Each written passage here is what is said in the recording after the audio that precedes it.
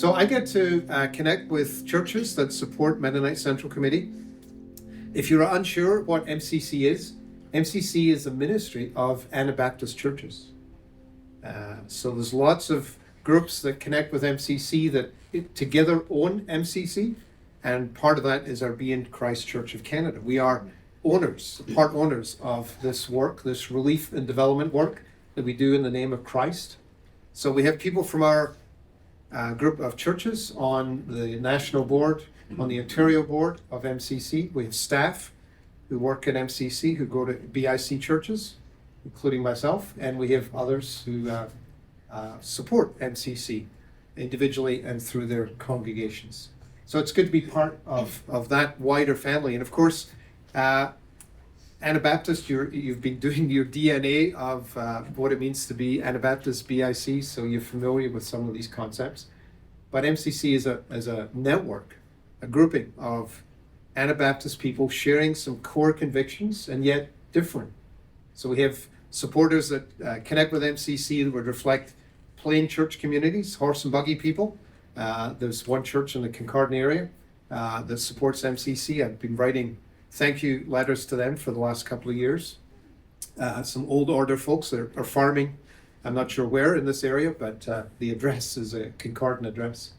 And all the way through to people like us who, you're not a Mennonite or, who would be able to tell the difference.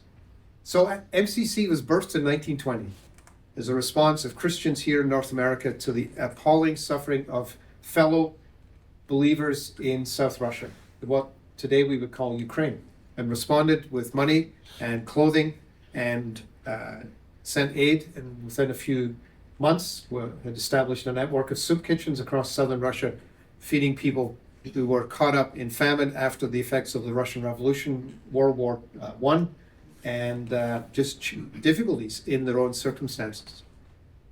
And today MCC works in 45 different countries around the world, in about 400, with 400 partners. This is one of the cool things about MCC's work. We work through partnership with churches and other groups.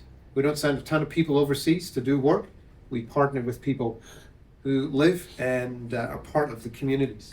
And about 500 different kinds of projects in one of three buckets: relief, providing help to people who are caught up in a disaster of some form, natural disaster, disaster caused by war or conflict.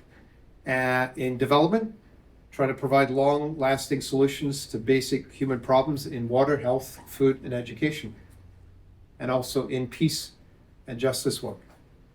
Advocacy, peace training, a whole range of different things.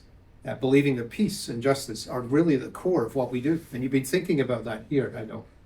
And that commitment to being people of peace and seeing the world living in harmony with one another and with the creation in which we inhabit is part of MCC's outlook on life.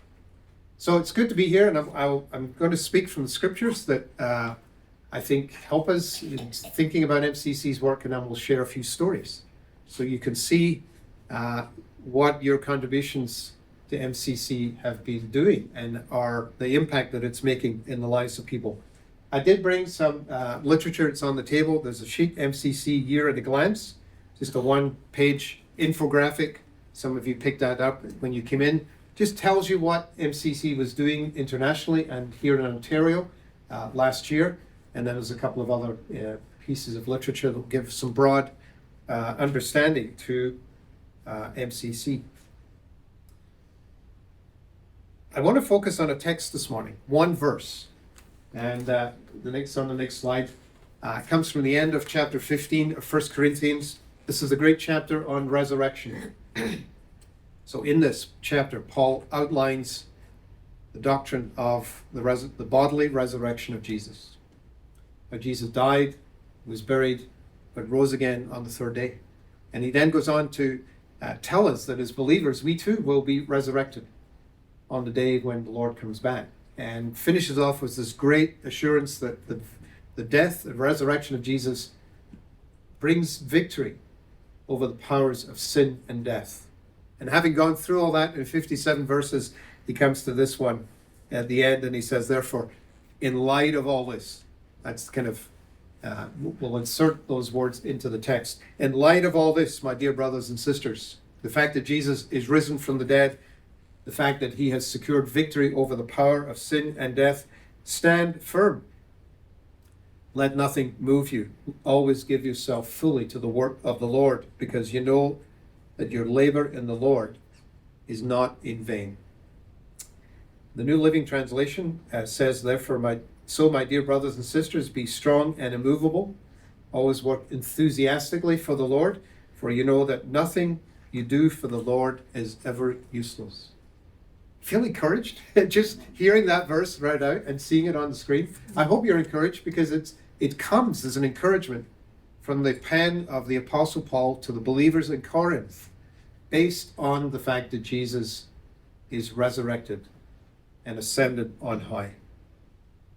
I love working with MCC. Been doing this for almost 3 years now, and I get to hear stories of what MCC is doing around the world. I get to see pictures and videos of MCC's work. And one of the things that really overwhelms me sometimes is a sense not only of thankfulness and appreciation for the impact that MCC can have, but a sense of angst, because there's so much more we could do. So many more people who need help. So many more situations that are just not in MCC's ability to help. And sometimes it's easy to be overwhelmed by the needs in the world and think, gosh, how can we ever help? How can we ever make a valuable contribution? You probably heard the story about the little girl who was walking along the beach after a storm, and a whole bunch of starfish had been washed up on the beach. And she began to pick up each starfish and throw them into the water.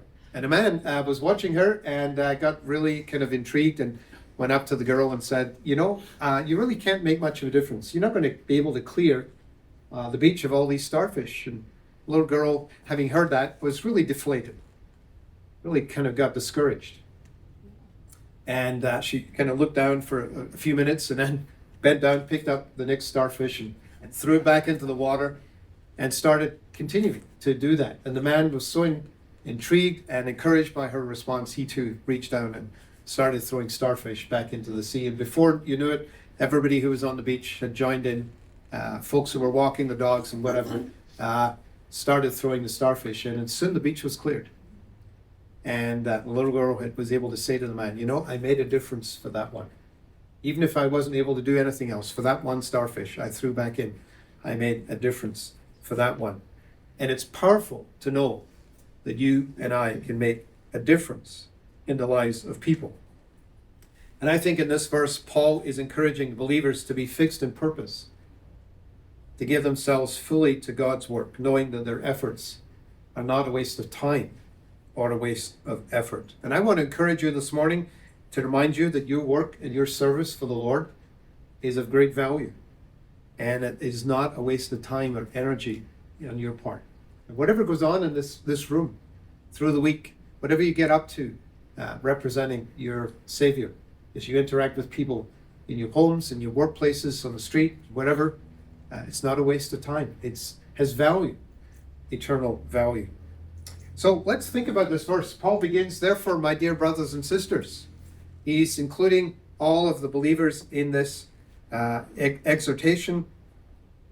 And he uses two words to convey the meaning, that they should be fixed in purpose. Stand firm, let nothing move you. The first word is translated stand firm or steadfast. It has a sense of being seated securely, positioned, not moving. So we all got into our cars this morning. If we drove to church, put on our seatbelt, that helps us keep ourselves in place should there be an accident, and the seatbelt engages and keeps us firmly in place, but you can still move around.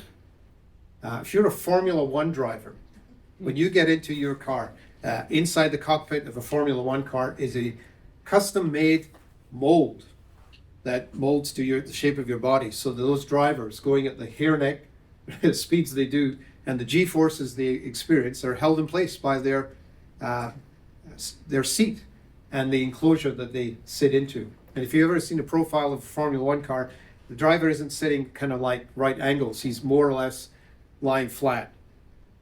held in place by the insert into the cockpit that keeps him in place. And I think that's a good picture of what's being communicated. Securely positioned, not moving. Well, the second word is translated stand firm or immovable, has the sense of being without movement or change. Something's not to be moved from its place. Well, if you come to our home, down in our family room with lots of images and things connected to lighthouses, this is my wife's doing, and one picture is there, and it has the picture of a lighthouse at the end of a rocky promontory. It's during a storm, the waves are crashing against this thing, you can tell the wind is howling, and the picture conveys an image of stability. You know this lighthouse is not going anywhere. It's built of stone, not wood. It's secure. And again, I think that's a great picture of what Paul is communicating. Stand firm or sit firm. Let nothing move you. He's saying to these believers, nothing is going to move you from place or put you off what God has called you to. And it gives a sense of stable purpose, something that's not going to be easily disturbed or moving all off course. And this is what Paul wants for these believers and for us as we engage in our work and ministry, to be fixed in purpose with an ongoing rock-hard commitment. And then he says, always give yourself to the work of the Lord, or give yourself fully to the work of the Lord. Other translations have work enthusiastically for the Lord, or always abound in the work of the Lord, or always excel in the work of the Lord. And the word translated here has the sense of being over and above, of abundance, of surplus, exceeding the expected measure. Give yourself fully, go beyond the bare minimum when you serve God. But what is the work of the Lord? What's Paul thinking about? Work connected to the life of the church, the assembly of believers? Probably that is part of it. But maybe he thinks about the wider activity of the believers in the city of Corinth, and indeed for us today in our communities. What is the work of the Lord?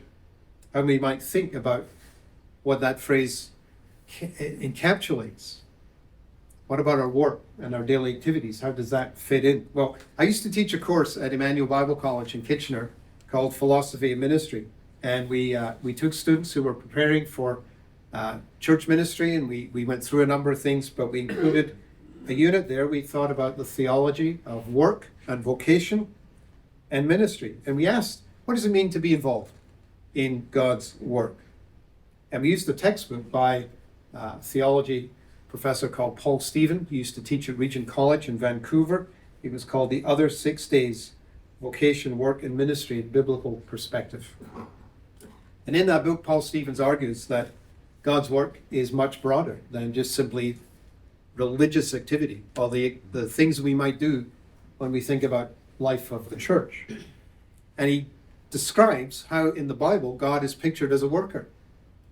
Right at the very beginning, God works. He brings the creation into being by the power of his word. And through the scriptures, he shows how God's work includes fabricating work and maintaining work, love work, restorative work, leading work, as well as what we might call gospel work. And so we were encouraged to think that to be involved in the work of the Lord was more than just simply religious ministry or the activity around the life of the church.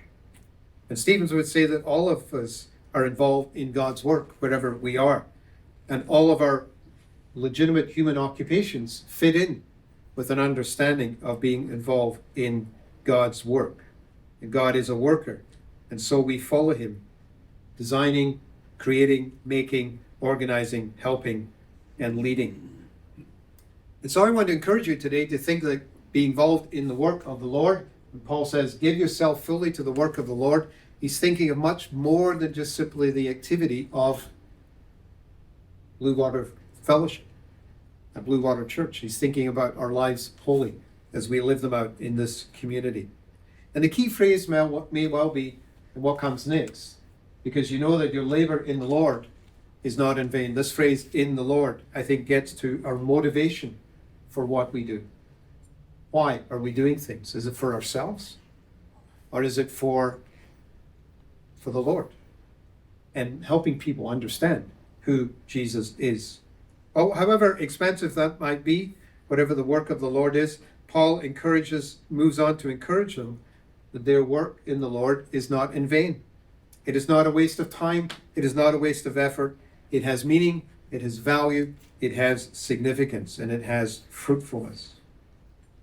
And one commentator sees the echo in this phrase of an alleged bad finish to an item that has been produced and therefore not paid for. And the believer fears no such discouragement as we give ourselves to what God has called us to. And the reason that Paul can make this claim and this encouragement to know that your labor in the Lord is not in vain comes back to what he said before, that Jesus has secured victory over the power of sin and death. And with the assurance that Jesus will come again, with the assurance that the believer will be resurrected on the day yet to come with a new resurrection body, with the assurance that the victory of Jesus is our victory as well. He encourages us that the work that we do now has value, has significance, has meaning, has purpose. And that's what he's trying to communicate to the believers in Corinth. And what, as we read this text today, what he's trying to communicate to us this morning. So with that in mind, I think about the work of MCC around the world and think that this work that we do in the name of Christ, it's one of our kind of taglines, in the name of Christ. This work that we do in relief and development and peace building has value and has significance and has purpose and meaning. And that encourages me. So I want to tell you some stories this morning, or take you on a little tour around the world that might explain some of the things that MCC is doing, and you see the impact and hopefully the value and the significance of these things. So let's go to the next slide. Well, you can't turn on your television news these days without probably the lead story being what's happening in the Middle East, and particularly in Israel and Palestine. And this picture you see here is of a destroyed building. It actually belonged to one of our partners, the Middle East Council of Churches. It was in North Gaza, in Gaza City, and was destroyed in mid to late October as the Israeli Defense Force launched their assault on Gaza Strip. And the Middle East Council of Churches is one of our partners. MCC has been working in Israel and Palestine since 1949. So this is not kind of a new thing that we've suddenly latched onto and said we're going to be involved in this. After the nation of Israel the current state of Israel was established in the late 1940s, there was an incredible displacement of Palestinian people from lands that they had occupied for many years. And so MCC began to work with refugees in Jordan, in Palestine, in Gaza, and in the West Bank. And we've also worked with both Israeli and Palestinian groups on peace building and helping groups come together to find ways to communicate and connect and work together for a just peace. But in these last months, MCC has worked with partners, existing partners in Gaza, to provide relief to people suffering, whose homes, many have seen their homes destroyed. They've had to flee south in the Gaza Strip, and so partners have been giving out food parcels, bedding, dealing with trauma, and dealing with the incredible challenges that people who are being assaulted have to experience. And we've connected with key leaders in the Palestinian community. There's an active church in this community. It's very small, but there are some key leaders who've been able to speak into our North American context to provide a perspective about what people are experiencing. We've also raised money for this relief effort, and working with other charities. The Canadian government was able to match donations, and so there's an existing project underway, spending over $1 million on food supply through the Canadian Food Grains Bank, and that is in process. If there's something you could pray for, it's about logistics. Aid agencies having incredible challenges getting aid into Gaza, and the more recent news is about the U.S. Military providing platform to provide sea-based delivery of humanitarian aid into Gaza. So that is incredible prayer item for you to think about and pray for, that agencies like MCC and others would have opportunity of getting supplies into partners in Gaza. It's challenging from Israel and also from the Egyptian side as well. So there's a specific prayer request. MCC's also worked through our advocacy office in Ottawa to put pressure on the Canadian and counterparts in the US in terms of government policy. And we've seen the Canadian government shift to back a ceasefire, and the recent news this week that they will put a stop to the provision of to some of military supplies to Israel. So those actions come as a result of incredible advocacy work going on around the clock by numerous groups on the Canadian government. So again, if you think that writing a letter to the Prime Minister or other ministers or your MP is useless, I tell you, the combined efforts of people around the country make a difference, and put pressure and tell government that the ordinary citizens are concerned about these issues. So in the midst of destruction, there is hope. And we join with our Palestinian brothers and sisters in Christ, even though they are small in number, to continue to pray for the peace of this area. Let's go to the next slide. Well, a nation that's kind of fallen out of the news is Ukraine. And I do want to say thank you to Bluewater Church. You've given in the last 2 years, earmarked for MCC's relief work in Ukraine. And here you see a delivery of humanitarian assistance being made in a village in the Kharkiv region of the country. That's northeast part of Ukraine.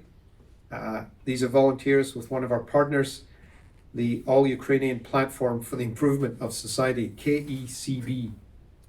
And these supplies have been given out to people who are suffering in this part of the country. This is an area that was overrun by Russian military forces early on in the campaign, but then retaken by the Ukrainian military. And they're providing shelter, food packages, hygiene items, and medical assistance to internally displaced people, as well as residents of this area who are affected by the war. And this partner is focusing on meeting the needs of the most vulnerable people, including families, individuals displaced, along with people on low incomes, and disabled people who are unable to flee because of their physical situation. And KECB is one of 13 partners across Ukraine providing urgent humanitarian assistance to people, including food, shelter, heating supplies, hygiene items, other household items, as well as providing psychosocial support. Can you imagine the trauma of being caught up in a war, and especially for young people and children? And so many of our partners are offering services of trauma healing to those affected. Since February 2022, that's just over 2 years, MCC has raised $19.5 million Canadian, both in Canada and the US. And of that, a total more than 16.9 million has been spent and committed to programs, purchasing supplies, and providing relief shipments to this part of the world. And as of the end of January, I think both from Canada and the US, we had shipped 26 containers of relief aid, which include comforters, handmade blankets, relief kits, hygiene kits, and canned food, canned meat. So the church in Canada and the US has responded. If you know something of your Mennonite Anabaptist history, you'll know that for many Mennonites in North America, they have roots in this part of the world, having seen ancestors previously in different generations move from this part of the world to Canada and the US. And so many of the Mennonite churches in this part of the world can trace their ancestors directly to this part of back to Ukraine. So there's a lot of interest, a lot of support for MCC's work there. And we continue to work with others in meeting the needs of people and praying again for peace and advocating to our government in terms of the tools in the toolbox, in terms of international affairs that hopefully extend to more than just simply providing military supplies and weapons, and advocating on policy and using the tools that the international community has generated over many decades to respond to situations like this. So relief, development, and peace, a couple of relief stories. Let's do another one. Flip to the next picture. MCC's relief work impacts people like Elvis Blanco. He's the man on the left. And this is taken in Guatemala City, Central America, in the Casa de Migrante, or the migrant house. And Elvis is with Hector Pablo, who's a member of staff at Migrant House. And Elvis is a migrant. He's passing through. He's moving north. You hear lots of stories from the U.S. about their migration problems, right? Across the southern border, Trump wanted to build a wall to keep all the migrants out. And yet so many folks in America, in the States, trace their ancestors to migrants who came from both Latin America and Europe. And recent policy decisions, at least this is the claim, recent policy decisions by the current administration have opened the doors for many more migrants to come. But lots of pressure on the southern border, for sure. And we got groups like this in Guatemala City helping people who are on the move for whatever reason. And there are more people on the move today, migrating from one place to another than ever in history, as a result of war, conflict, economic realities, climate change, and a whole host of factors. And it's really tough sitting here in our comfort, relative comfort and safety, to judge a person who's moving somewhere else. I look at my ancestors, go family history. So I look at my ancestors who moved to different parts around the globe for different reasons. I did it legitimately, but I can see people from the Roy family, kind of centered on West Central Scotland, moving to the States and South Africa and Australia. Indeed, even today, my twin sister, and her partner are in Melbourne, Australia, visiting family there who migrated after the Second World War, believing and seeing there was a better opportunity in that land than there was in war-torn Europe as it recovered from the after effects of World War II. So people are on the move. And here, Elvis is receiving a hygiene kit. So when you're on the move, you don't have much to carry, you don't have much supplies, and a place of safety like Migrant House in Guatemala City provides a place of shelter, help. Migrants can get medical help, dental help, they can get legal help, they can get supplies that help them keep safe and healthy in their own journey. And so they he's being given a hygiene kit. And this is a little kit that we do with groups and send in a relief work in a handmade drawstring bag with a bar of soap, a nail clipper, a comb, a toothbrush, and toothpaste, as well as a towel. And last year we sent over 52,000 hygiene kits to places such as Ukraine, Jordan, Zambia, and Guatemala. So that's a really cool way to get involved. We get lots of churches that have different activities to gather resources to provide kits for MCC's relief work. A hygiene kit is relatively straightforward and simple, and that can move up to a relief kit, which comes in a plastic bucket with hygiene and other items in it. Let's go to the next slide. Development work. Working in areas such as food, health, education, and water. And pictured here is Selena Paulo. She's on a farm in Tanzania. This picture was taken last year. She's the mother of 5 children. She's participated in a food security project run by an MCC partner, Growing Hope Globally. And it's aimed at rural individuals, people who are poor, and mainly they're coming from the Datoga ethnic group. As Paula joined the project a couple of years ago, she's been learning about agriculture and how to raise animals. She's been learning about fuel-efficient stoves and taking care of the land. And one of the things that's happened for her is that she started with a rooster and 3 young chickens and grew her flock to 80 chickens and keeps growing. And she's able to sell these chickens in the marketplace and earn money. I'm sure some of the chickens ended up in her own pot, but she's been able to gather income. And through that income, she and her family are in a place where the basic necessities they have to provide, such as cooking oil and kerosene for lighting, are taken care of. They have the money. And she's been able to invest some of that money in, that's not a chicken, of course, that's a young goat. And if you thought chickens in Tanzania were a bit strange, she's gone up to the next level and begun to breed goats. And of course, goats have a higher value, a monetary value in the marketplace, and she's gradually growing her little business as a result of learning at an MCC project and having some investment in her life and with her family from that MCC partner. And their long-term goals as a family include being able to build a permanent brick home with a tin roof and have money to educate their children.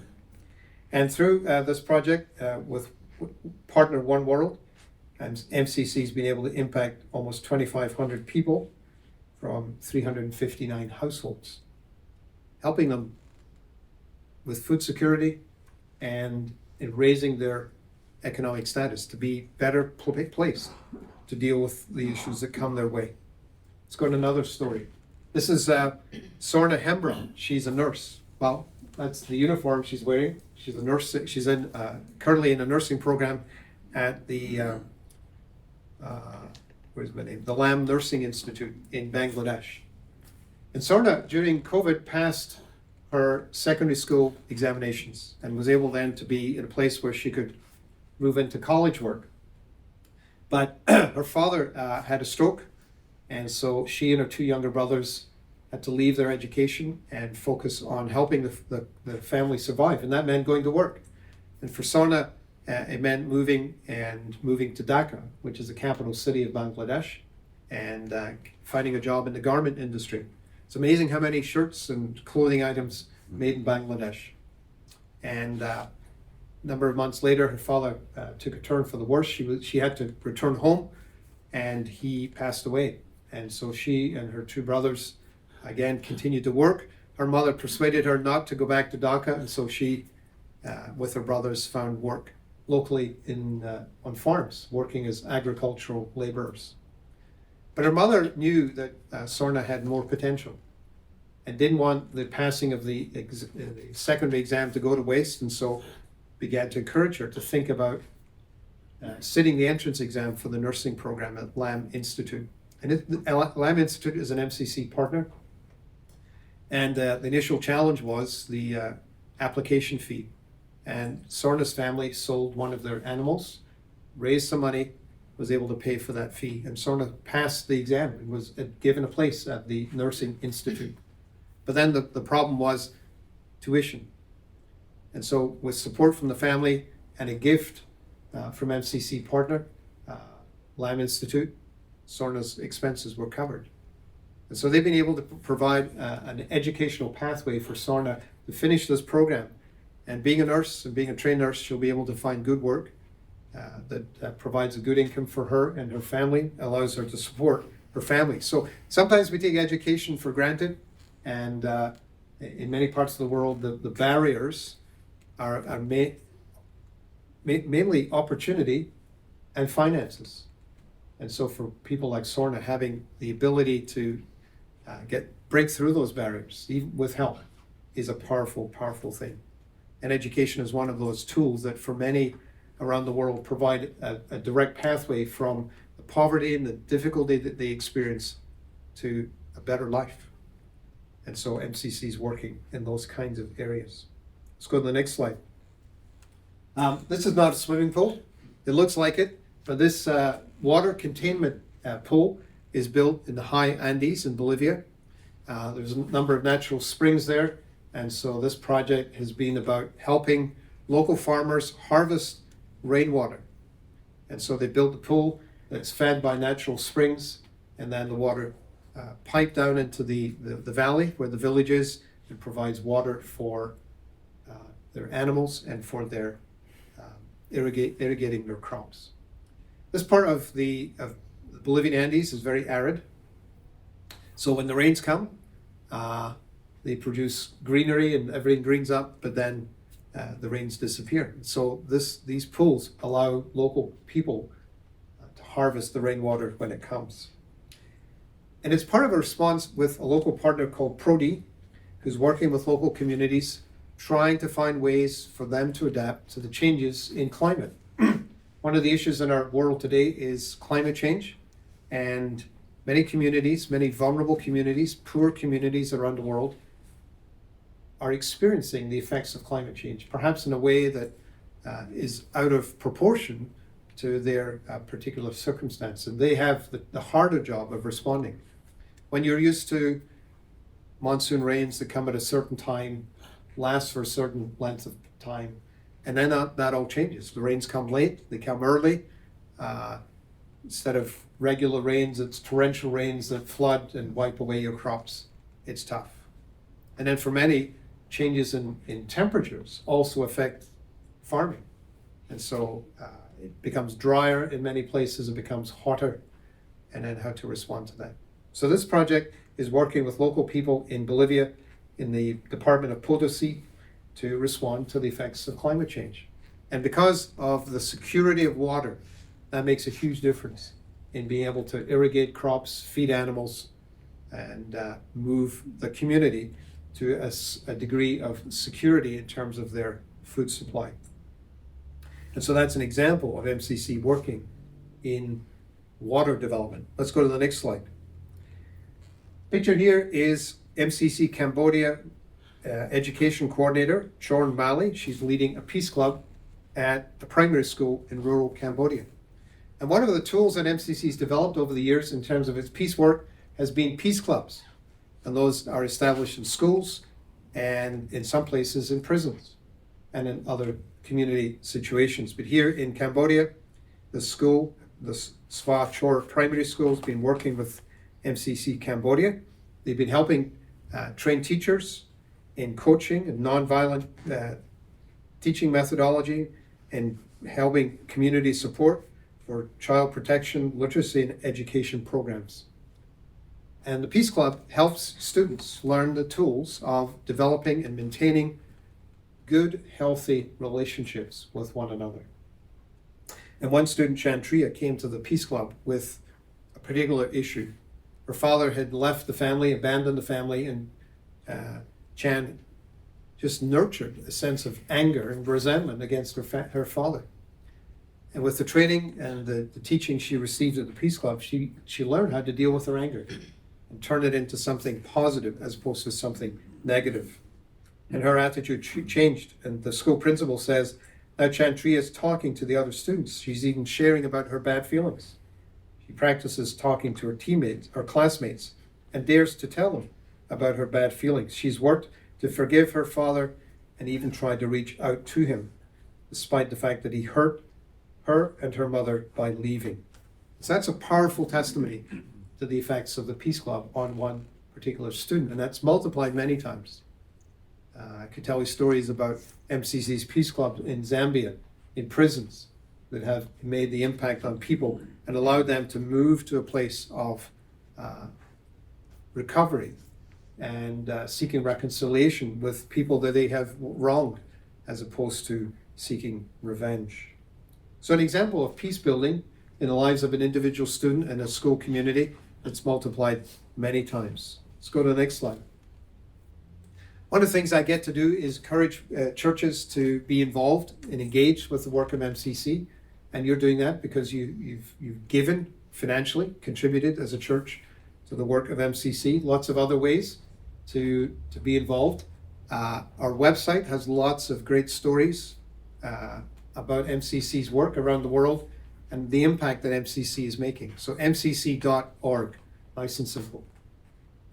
But you can sign up for a regular monthly newsletter called In Touch. If you scroll down to the bottom of the homepage, you'll see subscribe to a newsletter. You can do that there. But churches also get involved in different ways. We've mentioned kit packing, gathering funds, supplies to make relief kits, hygiene kits, school kits that contain items for students to use, notebooks, pencils, crayons, etc. So we have different campaigns during the year that help churches focus on developing kits. We've also got a number of churches that produce comforters, handmade blankets that are used in MCC's relief work. And we have a particular focus in January each year called Great Winter Warm-Up, where we put particular emphasis on the creation of those comforters. And those go to provide warmth and comfort for people caught up in difficult situations. So lots of ways to get involved. Encourage you to pick up one of the leaflets. And the amazing thing is that MCC works not just overseas, but here in Ontario. Working with churches who sponsor refugees who want to come to Canada. We work with Indigenous communities and churches around reconciliation issues. We're working with, beginning a conversation with folks up the road at Sabo in terms of their connection with the local Indigenous community. Other BIC churches we're talking with in terms of their situation, and we can help with that. We also have programs that walk with people as they make transition from shelter living into accommodation, running circles of support, or circles of support for those individuals, and also individuals transitioning from prison. We have one program, Circles of Support and Accountability, that walks with people who are sexual offenders and now having served a sentence back into the community. And you can imagine how difficult that is for those individuals and for a community who suddenly find there's a convicted sex offender in their midst. And we have people who walk with those individuals. And the amazing stats in terms of reoccurrence, the prevention of reoccurring of offenses is really, really powerful. So lots of programs here in Ontario. We run a network of thrift shops, none in this area. You have to drive to New Hamburg, I guess, from here. But those thrift shops allow people to donate used items, clothing, household goods, and those are sold, and the proceeds then used to help MCC's work in relief, development, and peace around the world. Let's go to the last slide. So let's come back to our text for this morning. Therefore, brothers and sisters, stand firm. Let nothing move you. Always give yourself fully to the work of the Lord, for you know that your labor in the Lord is not in vain. And my encouragement was to not just tell you about MCC's work, but to encourage you and remind you that your work and service for God are of incredible value and are not a waste of time or energy on your part. And I hope you take that to mind, take that to heart, even as you think about the things that you do here in Kincardine and as you think about the work of MCC around the world. So as I finish my part, let me just pray with you. Lord, your word tells us that our work in you is not in vain. So we pray that you would help us stand firm and steady in our faith. Help us trust in you, to abound in your work, wherever you have called us to live and to work. And we pray this in the name of Jesus, our Savior, who gives us victory over sin and death. Amen. Thank you.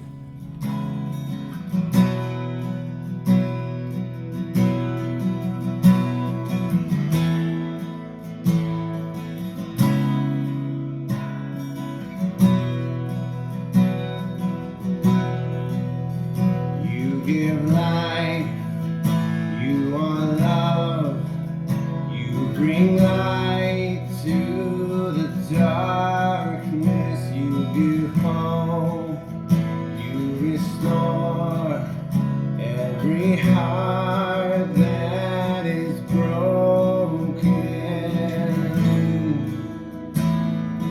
Great are you, Lord.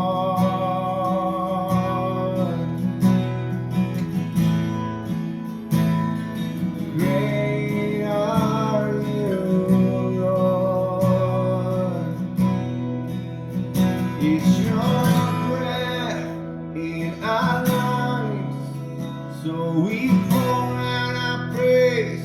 We pour out our praise. It's your breath in our lungs, so we pour out our praise to you only. Great are you, Lord. You give life, you are love,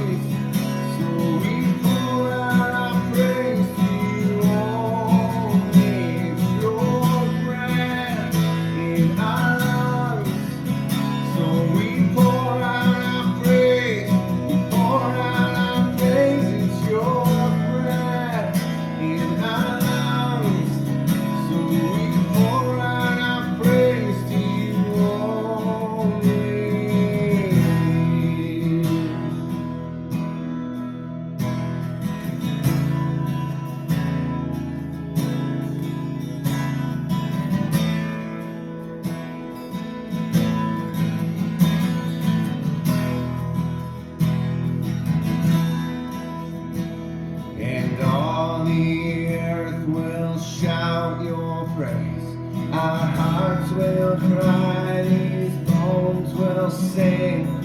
Great are you, Lord. And all the earth will shout your praise. Our hearts will cry, these bones will sing. Great are you, Lord. And all the earth will shout your praise. Our hearts will cry, these bones will sing. Great are you,